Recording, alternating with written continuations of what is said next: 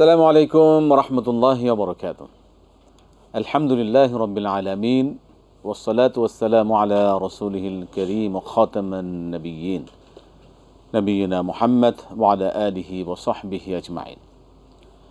সুপ্রিয় দর্শক, পৃথিবীর যে প্রান্ত থেকে আপনারা এই মুহূর্তে টেন বাংলার টিভি স্ক্রিনের সামনে আছেন, সকলকে স্বাগত জানাচ্ছি। রমাদান মাস উপলক্ষে বিশেষ আয়োজন ফটিকা জীবন জিজ্ঞাসা powered by NCC Islamic banking. সরাসরি আয়োজন, আপনাদের জীবন ঘনিষ্ঠ যে কোনো ধরনের প্রশ্ন আপনারা করতে পারবেন এই আয়োজনে। আমি আছি ইনশাল্লাহ আপনাদের সাথে এই আয়োজনে। এ কে এম ফিরোজ আমাদের সাথে আছে, আপনাদের সকল প্রশ্নের জবাব দেওয়ার জন্য আছেন শেখ শাহ ওয়ালিউল্লাহ হাফিজাহুল্লাহ। আসসালামু আলাইকুম ওয়া রাহমাতুল্লাহি ওয়া বারাকাতুহু। ওয়ালাইকুম আসসালাম ওয়া রাহমাতুল্লাহি ওয়া সাল্লাম। শেখ মারহাবান বিকুম। বারাকাল্লাহু ফিকুম। মাশাআল্লাহ। জামিআন আমরা আপনার কাছে আসবো দর্শকদের বিষয়গুলো জানবার জন্য। প্রিয় দর্শক, একটা বিষয় আমাদেরকে অবশ্যই আপনারা মনে করে সহযোগিতা করবেন, যারা আমাদের সাথে এই আয়োজন আপনি প্রশ্ন করছেন, কথা বলছেন। যখন টিভি সেট, আপনি যে টিভি সেট আমাদের দেখছেন, কথা বলার সময় আপনার টিভি সেটের ভলিউমটা কমে আমাদের সাথে কথা বলুন, এটি অনুরোধ। আমরা প্রশ্ন নেব, দর্শকের মধ্যে অপেক্ষা আছেন। দর্শক বলুন। বিসমিল্লাহ। আসসালামু আলাইকুম। আসসালামু আলাইকুম। ওয়ালাইকুম আসসালাম ওয়া রাহমাতুল্লাহ। জি ভাইয়া, আমি বাংলাদেশের বাইরে থেকে কথা বলতেছি, দেশের বাইরে থেকে। জি, আপনারা ভালো আছেন? আলহামদুলিল্লাহ। আলহামদুলিল্লাহ। হ্যালো। জি আলহামদুলিল্লাহ, ভালো আছি। আপনি? জি আচ্ছা, আমি একটা প্রশ্ন করতে চাই। প্রশ্নটা হচ্ছে, আমার 2 বছর আগে আমার পিরিয়ড বন্ধ হয়ে গিয়েছে। তো আমার রিসেন্টলি মাঝে মধ্যে একটু সমস্যা হচ্ছে আর কি, একটু ব্লাড যাচ্ছে। তো ডাক্তার বলছে এটা আমার একটা সমস্যার কারণে হচ্ছে। এখন আমার প্রশ্ন হচ্ছে, আমি কি নামাজ এবং রোজা রাখতে পারবো কিনা, এবং নামাজ পড়তে পারবো কিনা, কোরআন পড়তে পারবো কিনা, এটা হচ্ছে আমার একটা প্রশ্ন। আর আরেকটা প্রশ্ন হচ্ছে, এখানে মসজিদে এক এক সময় এক এক হুজুর তারাবি নামাজ, বেতের নামাজ এক এক রকম পড়া। এখন আমরা যারা ইমামের পিছনে নামাজ পড়ি, এটা কি আমাদের হচ্ছে কিনা? ঠিক আছে, ধন্যবাদ। ধন্যবাদ। আসসালামু আলাইকুম। ওয়ালাইকুম আসসালাম ওয়া রাহমাতুল্লাহ। আমরা শুনছি ইনশাআল্লাহ। মহতরম, ইনশাআল্লাহ। আলহামদুলিল্লাহ ওয়াসসালাতু ওয়াসসালামু আলা রাসূলিল্লাহি ওয়া বাদ। আকুলু ওয়া বিল্লাহি তাওফিক। আমাদের বোন বিদেশ থেকে আমাদের এই প্রোগ্রাম দেখেন এবং জানতে চেয়েছেন, তাকে মোবারকবাদ। তিনি যে বিষয়টি জানতে চেয়েছেন যে আমাদের মা বোনদের একটা বয়সে অসুস্থতাটা শুরু হয়, মাসিকী অসুস্থতা, আর একটা বয়সে বন্ধ হয়ে যায়। তো বন্ধ হয়ে যাওয়ার পরে যখন রক্ত দেখবেন, এটা হলো ইস্তেহাজা, এটা হলো অসুস্থতা। এই অসুস্থতা হলে আপনি ডাক্তারের পরামর্শ নিয়ে ঔষধ সেবন করবেন, কিন্তু নামাজ রোজা সবই কন্টিনিউ করবেন। যেহেতু আপনি নিজেই বলেছেন বন্ধ হয়ে গিয়েছে, প্রতি মাসে আর হচ্ছে না। তো প্রতি মাসে হচ্ছে না, প্রায় 2 বছর আগে বন্ধ হয়ে গিয়েছে। এখন আপনি ওই রক্তটা কেবলই অসুস্থতার, এটার জন্য আপনি ডাক্তারের পরামর্শ নিয়ে ঔষধ সেবন করবেন, আর নামাজ রোজা এমনকি তেলাওয়াত সব কিছু কন্টিনিউ করবেন। জি, আমরা প্রশ্ন নিতে পারি। দর্শক কে আছেন বলবেন। তার আগে যে প্রশ্নটা, জি প্রশ্ন নেব। আসসালামু আলাইকুম। আসসালামু আলাইকুম। আসসালামু আলাইকুম। ওয়ালাইকুম সালাম। ভালো আছেন? আলহামদুলিল্লাহ। বলুন কি প্রশ্ন? প্রশ্নটা হচ্ছে, আমরা যখন নবীজির নাম শুনবো তখন সাল্লাল্লাহু আলাইহি সাল্লাম বলবো, এছাড়া এমনিতে কি সাল্লাল্লাহু আলাইহি সাল্লাম পড়া যায়? মানে তাসবিতে বা আঙ্গুলে এটা কতটুকু, মানে নবীজির নাম শুনলে শুধু সাল্লাল্লাহু আলাইহি সাল্লাম পড়বো কিনা? আরেকটা প্রশ্ন হচ্ছে, আমার ছেলের বয়স 8 বছর, ওকে হেফখানে দিব ইনশাআল্লাহ। কথাটা একটু অস্পষ্ট এবং মেধা অনেক ভালো, একটু দোয়া করবেন আমার ছেলের জন্য, কথাটা যেন স্পষ্ট হয়। আর কি আমল করব ছেলের জন্য, আপনারাও একটু দোয়া করবেন। অবশ্যই। আল্লাহ পাক আপনার ছেলেকে সুস্থ করুন, কামিয়াব করুন। মহতারাম, পরবর্তী প্রশ্ন হচ্ছে যে বেতের এক এক হুজুর এক এক রকম পড়ছেন, আসলে সেক্ষেত্রে তারা যে বিভিন্ন পড়ছেন এগুলো ঠিক হচ্ছে কিনা? না, ব্যাপার যেমন মানে মাক্কাতুল মুকাররমায় এরই মধ্যে চলতি রামাদানে এরই মধ্যে শেখ সুদাইস 3 রকম 3 দিন সালাতুল উতর করেছেন।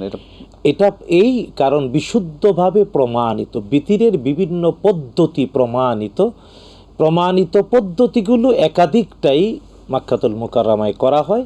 যেহেতু রাসূলুল্লাহ সাল্লাল্লাহু আলাইহি ওয়াসাল্লাম একাধিকভাবে করেছেন আর বিশুদ্ধ প্রমাণিত একাধিক পদ্ধতি, এটা করলে কোনো অসুবিধা নাই।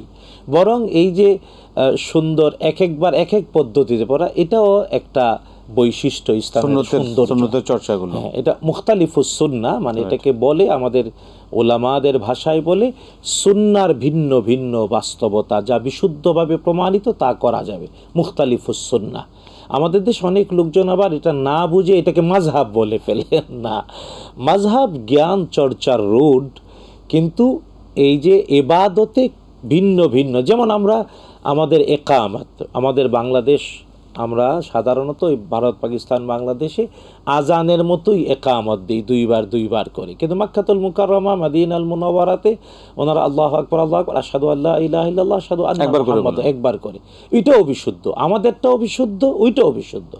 তাই এমন মুখতালিফুস সুন্নাহ, সুন্নায় প্রমাণিত ভিন্ন ভিন্ন পদ্ধতি যা আছে সবগুলোই মুসলমানের জীবনে আমল করা উচিত, কারণ আমরা তো অনুসরণ করি মুহাম্মাদুর রাসূলুল্লাহ সাল্লাল্লাহু তাআলা আলাইহি ওয়াসাল্লামের। তাই বিশ্বনবী যা যা করেছেন আমাদের সবগুলোই করা ভালো, এটা সৌভাগ্য। এবং এই পদ্ধতিগুলো থেকে, এই নিয়মগুলোতে যে কোনো একটা ফলো করলেই তার যে হক সেটা আদায় হয়ে যাবে। জি, আমরা আবারও আসবো একটা বিরতির পর ইনশাআল্লাহ। প্রিয় দর্শক, আপনারা দেখছেন ফুটিকা নিবেদিত জীবন জিজ্ঞাসা, powered by NCC Islamic banking. সময় হলো বিরতি নেবার, ফিরছে বিরতির পর আবার ইনশাআল্লাহ আপনাদের সাথে এই সরাসরি আয়োজনে। আমরা বিরতির আগে যে প্রশ্নগুলো শুনছিলাম এর মধ্যে দর্শক অপেক্ষা আছে, একটা প্রশ্ন নিয়ে নিই। জি দর্শক বলুন। আসসালামু আলাইকুম। জি ওয়ালাইকুম আসসালাম। বলুন কি প্রশ্ন আপনার? জি, আমি একটা প্রশ্ন করব। আমি দেশের বাইরে থেকে দেখি আপনাদের এই অনুষ্ঠান, আমি নিয়মিতই দেখি। আপনাদের কাছে একটা অনুরোধ, সেটা হলো আমরা যারা দেশের বাইরে থেকে ফোন করি, আমাদের জন্য কি আলাদা একটা নাম্বার রাখা যায় কিনা? আচ্ছা, বিষয়টা ওই নাম্বারটাতে আমাদের পাইতে খুব সমস্যা, যদি এটা করতে পারে ম্যানেজমেন্ট আমাদের জন্য ভালো হয়। আপনার বিষয়টি বিবেচনা করা হবে। ধন্যবাদ আপনাকে। জি, আচ্ছা, আর প্রশ্নটা হলো আমার, আমরা যে তারাবির নামাজ পড়ি, আমি থাইল্যান্ডে আছি, থাইল্যান্ড থেকে বলছি। জি, এখানে মসজিদে তারাবি নামাজ পড়ানো হয়। নামাজ পড়ানোর সময় আমাদের ইমাম সাহেব ওনার সামনে একটু উঁচু করে ওনার চোখ বরাবর একটু কোরআন শরীফ রেখে মানে রাখা আছে। আমাদের কাছে মনে হচ্ছে উনি মাঝে মাঝে কোরআন শরীফ হয়তো দেখে আয়াতগুলো একটু পড়েন আর কি তারাবির নামাজ। এতে কি কোনো সমস্যা কিনা? নামাজে ভাবে দেখে পড়া যাবে, অনবরত কমপ্লিট, কিন্তু একটা কোরআন শরীফ সামনে আছে, বুঝতে পারছি। মনে হয় উনি মাঝে মাঝে এটা দেখেন।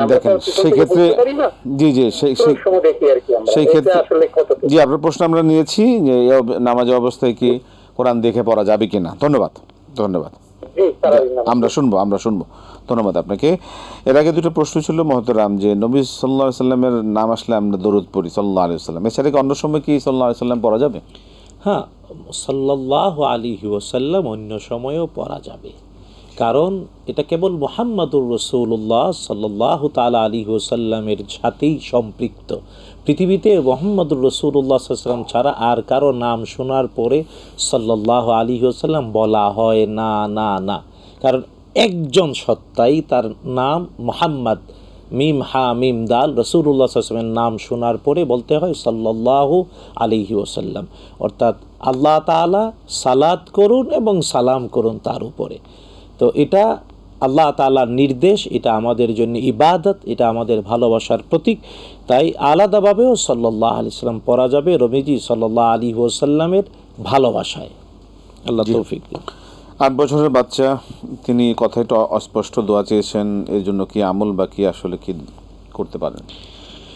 আমরাও দোয়া করি, আপনিও দোয়া করেন, আল্লাহ তাআলা বাচ্চার জবান স্পষ্ট করে দিন। আর সেই বিখ্যাত দোয়া যা মুসা আলাইহিস সালাম করেছিলেন, আমরা সবাই জানি আলহামদুলিল্লাহ, রাব্বি ইশরাহ লি সাদরি ওয়া ইয়াসসির লি আমরি ওয়াহলুল উকদাতাম মিন লিসানি ইয়াফকাহু কওলি। আপনার বাচ্চাকে ওটা মুখস্থ করিয়ে দেবেন, আর পারলে নিজেরা মা বাবা আপনারা এই দোয়া মানে কোরআনের আয়াত বা দোয়া হিসেবে পরে ওর মুখে ফু দেবেন বেজুরবার পরে। আউযু বিল্লাহি মিনাশ শাইতানির রাজিম, রাব্বি ইশরাহ লি সাদরি ওয়া ইয়াসসির লি আমরি ওয়াহলুল উকদাতাম মিন লিসানি ইয়াফকাহু কওলি। বেজুরবার পরে ওর মুখের উপর ফু দেবেন। প্রয়োজনে হাঁ করে জিহ্বার মধ্যে ফু দেবেন, আপনারাই দেবেন, ভাড়াটিয়া দিয়ে না। Right. ইনশাআল্লাহ বাচ্চাকেও মুখস্থ করান, নিজেরাও ফু দেন, ইনশাআল্লাহ আল্লাহ জবান খুলে দেবেন। আমিন আমিন, আল্লাহ সহজ করে দিন। আমরা একটা প্রশ্ন নিতে পারি, দর্শক কে আছেন? জি, আমরা প্রশ্ন নেব। দুঃখিত, প্রশ্ন নিতে পারলাম না, পরবর্তী প্রশ্নের যিনি আসেন তিনি আসবেন। জি, কে আছেন বলুন। তার আগে যে আমাদের প্রশ্নটা আছে সেটা শুনে নেই। জি, প্রশ্ন নিচ্ছি আমরা। জি, আসসালামু আলাইকুম। ওয়ালাইকুম আসসালাম। বলবেন কি প্রশ্ন আপনার? আমার একটু প্রশ্ন করবো।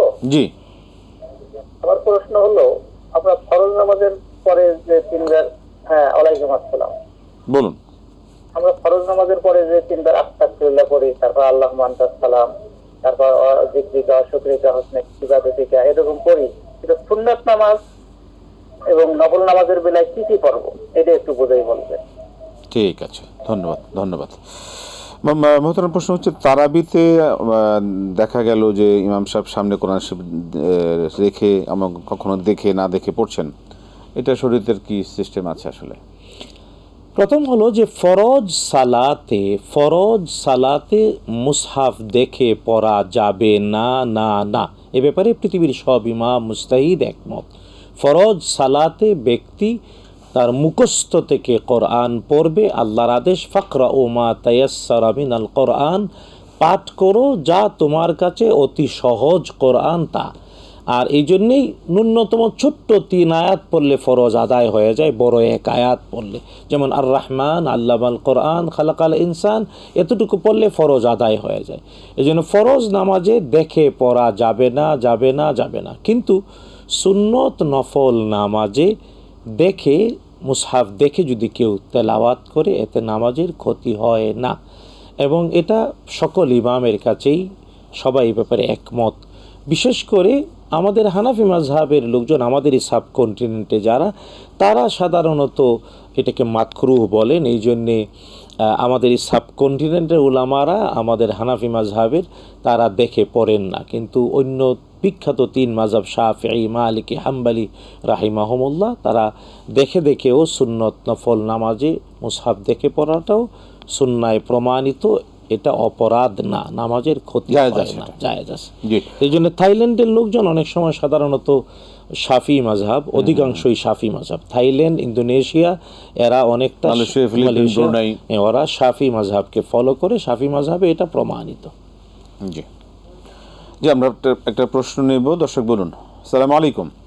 ওয়ালাইকুম আসসালাম ওয়া রাহমাতুল্লাহি ওয়া বারাকাতুহু। হুজুর, আমি ধরমপাড়া সংঘাত থেকে ইনুস বলছি। জি, ইনুস সাহেব বলবেন কি প্রশ্ন আপনার? আমার 3টা প্রশ্ন। প্রথম প্রশ্নটা হলো, রাসূল সাল্লাল্লাহু আলাইহি ওয়াসাল্লাম বলেন, জুম্মার দিন রাতে অথবা দিনে অথবা রাতে যে ব্যক্তি মারা যাবে, আল্লাহ রাব্বুল আলামিন তার গুরুস্থানের আযাব মাফ করে দিবেন। কথাটা কি সহিহ হাদিস?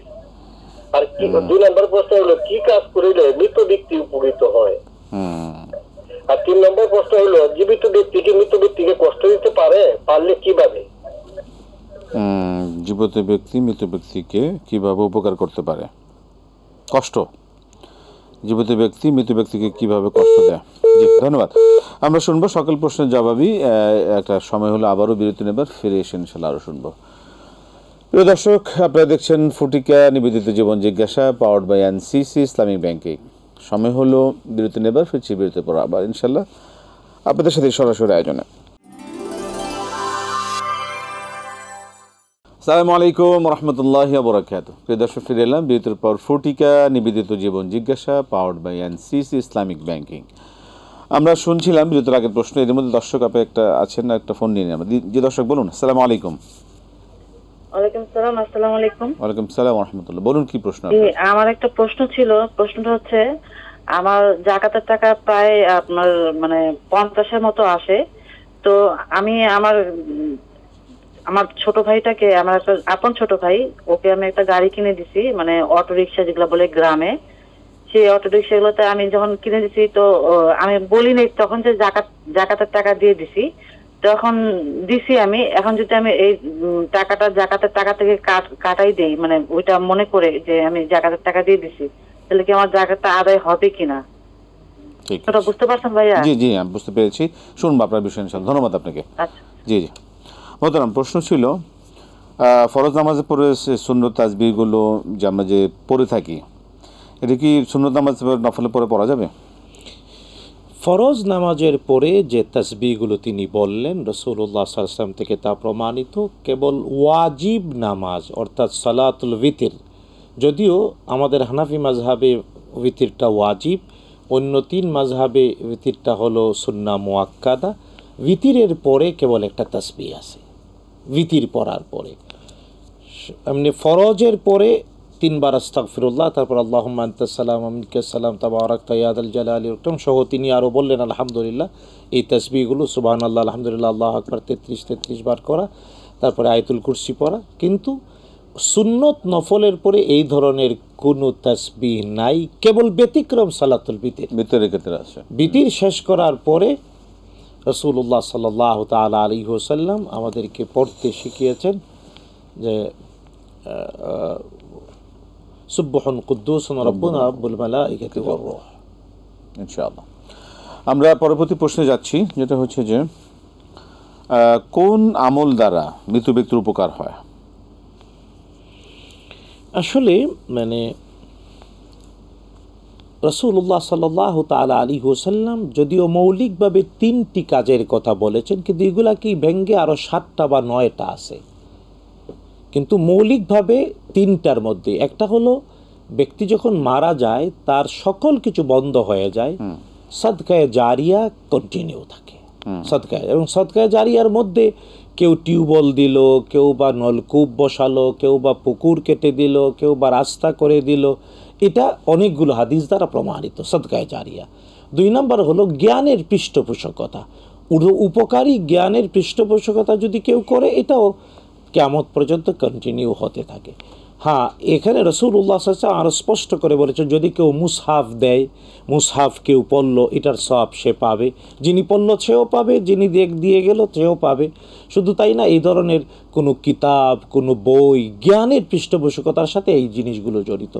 সর্বশেষ ওয়ালাদুন সালেহ ইয়াদউ লাহ, নেক সন্তান যদি দোয়া করে, তো নেক সন্তানের দোয়া মৃত ব্যক্তির উপকারে আসে। আর এই যে বিষয়গুলো বললাম, সদকায়ে জারিয়া এবং জ্ঞানের পৃষ্ঠপোষকতা, সদকা যেহেতু উনি করে গেলে তো একটা সেটা পাবেন, কিন্তু ওনার পক্ষ থেকেও জীবিতরা করতে পারেন, সেটা করলেও তিনি এর দ্বারা উপকৃত হবেন।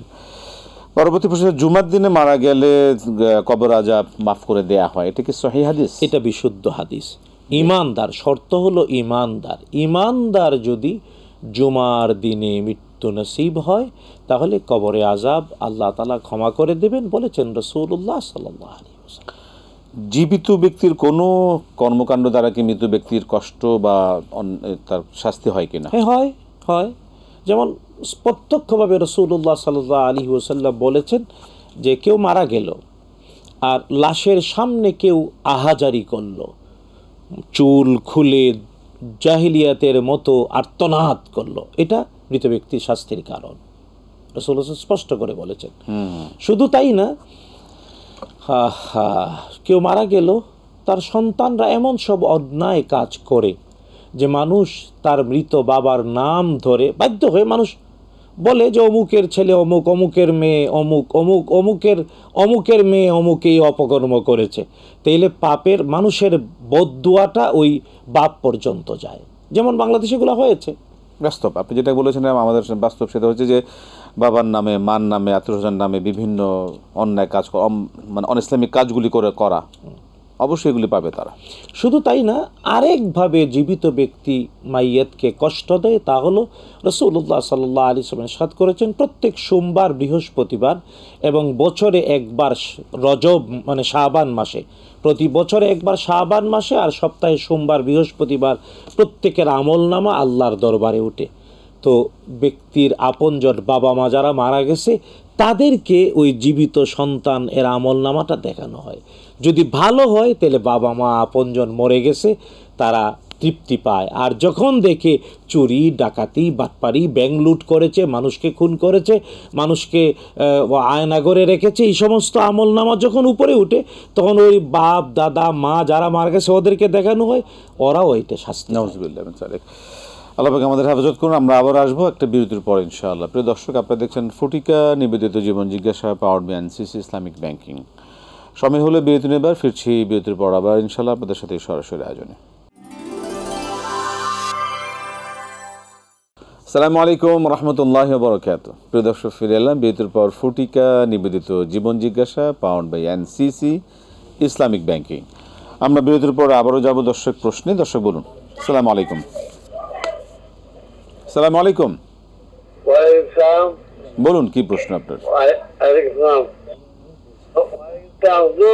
জি, আমার প্রশ্ন হলো, আমার ওয়াইফে 4 লাখ টাকা এই মহরণার জন্য জমা আছে, আর তার অন্য নাই 1 ভরি স্বর্ণ আছে। এখন এই 1 ভরি স্বর্ণ এবং ওই 4 লাখ টাকা এই জায়গার দায়িত্ব হবে? ঠিক আছে, ঠিক আছে, আমরা শুনবো। ধন্যবাদ, ধন্যবাদ। আপনি শুনবেন, জবাব প্রদান করা হবে। গত বছর 50,000 টাকা ছোট ভাইকে দেয়া হয়েছিল, সেই টাকাকে আমি এবছরের জন্য তার জাকাত হিসাবে কেটে রাখতে পারি কিনা, সেটা কি জাকাত হিসাবে আদায় হবে? না, ব্যাপারটা হলো যদি আপন ছোট ভাই জাকাতের মুস্তাহিক হয়, অর্থাৎ জাকাত পাওয়ার উপযুক্ত হয়, যোগ্য হয়, জাকাতের 8টা নির্ধারিত খাতের কোনো একটা ফর্মে সে পড়ে, তাইলে মানে এখানে সব ডবল হবে। একটা জাকাত আদায় হবে, আর একটা হলো আত্মীয়তার সম্পর্ক রক্ষা হবে। কিন্তু একটা বিষয় হলো যে মানে তিনি গত বছর দিয়েছেন আর এবার নিয়ত করবেন, তার মানে অ্যাডভান্স দিয়েছিলেন, এটা আমরা বুঝতে পারছি। গত বছর দিলেন, এবার হিসাব কষে তিনি এটাকে অ্যাডজাস্ট করে দিতে চান, পারেন, সমস্যা নেই। কিন্তু একটা জিনিস খেয়াল রাখতে হবে, জাকাত হিসাব কষে বের করার পরে তা নিজের কাছে রেখে দেয়া যাবে না, সর্বোচ্চ 1 মাসের মধ্যে মুস্তাহিকদের কাছে দিয়ে দিতে হবে। এবং তার জাকাত আদায় হয়ে যাবে, এবং যেভাবে জাকাত আদায় হবে, আত্মীয়তার সম্পর্ক এটা রক্ষা হলো এবং দায়িত্ব অনেক পালন হলো। আমরা পরবর্তী প্রশ্ন শুনলাম। ওয়াইফের 4 লাখ টাকা ব্যাংকে আছে, লভ্যাংশ নিয়ে চলছেন, 1 ভরি স্বর্ণ আছেন, এই অবস্থায় কি জাকাত প্রদান করতে হবে? দেখুন, জাকাতের নেশাব আজ থেকে 1450 বছর আগে রাসূলুল্লাহ সাল্লাল্লাহু আলাইহি ওয়াসাল্লাম 7.5 ভরি স্বর্ণ ইজ ইকুয়াল টু সমান 52.5 ভরি রৌপ্য ছিল। কিন্তু আজকের সময়ের ব্যবধানে স্বর্ণের দাম অনেক বেড়েছে, রৌপ্যের দাম কমে গেছে, তাই 52.5 ভরি রৌপ্যের দাম প্রায় লাখখানেক টাকার মতো, বা 90,000 এখন। তো রৌপ্যের দাম নেশাব ধরলে আপনার স্ত্রীর উপরে যেহেতু 4 লাখ, এতে জাকাত হয়ে যায়। কিন্তু স্বর্ণের দাম ধরলে 7.5 ভরির দাম প্রায় 7.5 লাখ টাকার উপরে, মানে এখন প্রায় লাখ টাকার উপরে ভরি। তো বর্তমান পৃথিবীর প্রায় সকল ফকিরা এই ব্যাপারে গবেষণায় একমত যে দেখুন, উট 5টা হলে জাকাত ফরজ, গরু 30টা হলে জাকাত ফরজ, ছাগল 40টা হলে জাকাত ফরজ। আর এই বাস্তবতায় 7.5 ভরি স্বর্ণ একরকম ইজ ইকুয়াল, কাছাকাছি। তাই 52.5 ভরি রৌপ্যের দাম নেশাব হিসেবে নিয়ে যদি কেউ দেন, এটা তার তাকওয়া। কিন্তু কেউ যদি বলে না, আমি স্বর্ণের 7.5 ভরি স্বর্ণের দাম না হলে নেশাব দেব না, তাইলে তাকে অপরাধী বলা যাবে না। তার মানে এটা আপনার অধিকার আছে যে আপনার স্ত্রীর 4 লাখ টাকা বা 1 ভরি স্বর্ণ আছে, এতে স্বর্ণের নেশাব ধরলে জাকাত হয় না, আপনি না দিলে কোনো সমস্যা নেই। আর যদি রৌপ্যের নেশাব ধরে জাকাত দিতে চান, তাহলে এটা উত্তম। আল্লাহু আ'লাম বিসসাওয়াব। আমরা যাচ্ছি পরবর্তী প্রশ্নের কাছে। দর্শক বলুন। দুঃখিত, নাম্বারটা নিতে পারলাম না, কেটে গেল। পরবর্তী প্রশ্নের কাছে আমরা যেতে পারি। কে আছেন দর্শক বলুন। জি, আসসালামু আলাইকুম। ওয়ালাইকুম সালাম ভাই। 1 ঘন্টা 2 ঘন্টা ধরে ট্রাই করতেছি, এখন একটু হুজুরের সাথে কথা বলবো। জি বলুন, আমরা শুনছি, বলুন। 1 ঘন্টা ধরে আমি অপেক্ষা করতেছি, দেন। জি বলুন। লাইনে আছি, আপনি বলুন, শুনছি আমরা, আপনার সাথে সরাসরি কথা বলছি। জি হুজুর, আসসালামু আলাইকুম। ওয়ালাইকুম সালাম ওয়া রাহমাতুল্লাহ। হুজুর, আমার ছেলেকে ইচ্ছে ছিল যে আমি মাওলানা বানাবো, কিন্তু আমার ছেলে বাংলা লাইনে পড়া লাগে ইচ্ছুক, আমার কথা শোনে না। আচ্ছা, এখন আমার কি আল্লাহর কাছে এই জন্য জবাব দিয়ে দিতে হইব? আর আমার ছেলের এই জন্য কি ওর কোনো সাফার করতে হইব? আমি ওকে বলছিলাম যে মাওলানা লাইনে পড়তে, আমি একটু হুজুরের কাছে জানতে চাই। অনেক ধন্যবাদ। যে আমরা শুনবো আপনার বিষয়। জি না, ব্যাপারটা হলো ভাইজান, আসলে যদি এটা আপনার মান্যত, আমরা বুঝতে পেরেছি যে আকাঙ্ক্ষা ছিল, আগ্রহ ছিল, মান্যত বা উদ্দেশ্য ছিল যে ছেলেটাকে আলেমে দিন করবেন, মাদ্রাসায় পড়াবেন, কিন্তু এখন ছেলে পড়তে চাচ্ছে না। আপনার এই মান্যত যেহেতু পূর্ণ করতে পারছেন না, তাই এর কাফফারা দিয়ে দেয়া ভালো।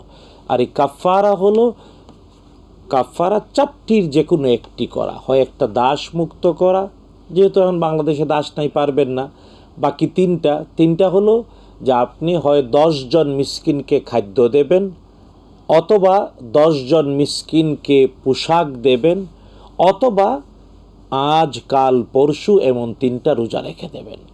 আমি আবারও বলছি, 3টি জিনিসের যে কোনো একটা আপনি করে নিন। যেহেতু আমরা কথায় বুঝি যেটা মান্যতের মতোই অনেকটা, মান্যত করার পরে যদি কেউ তা পূর্ণ করতে না পারে কাফারা দিতে হবে। কাফারা হলো বাংলাদেশের বাস্তবতায় হয় আপনি 10 জন মিসকিনকে মধ্যম মানের খাবার, অথবা 10 জন মিসকিনকে পোশাক, অথবা আজ কাল পরশু 3টা রোজা রাখা।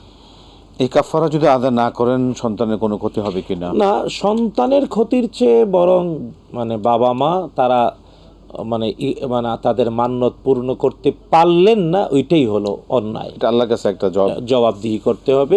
তাই এই জন্য কাফারা দিয়ে দেওয়া উচিত। আর ছেলের জন্য দোয়া করা, যে ছেলে যদি স্কুলেও পড়ে কিন্তু তাকে নৈতিকতা শেখানো, কোরআন শেখানো, হাদিস শেখানো, নামাজ শেখানো, যাতে করে নৈতিকতার অবলম্বন ভালো মানুষ হিসেবে গড়ে উঠতে পারে।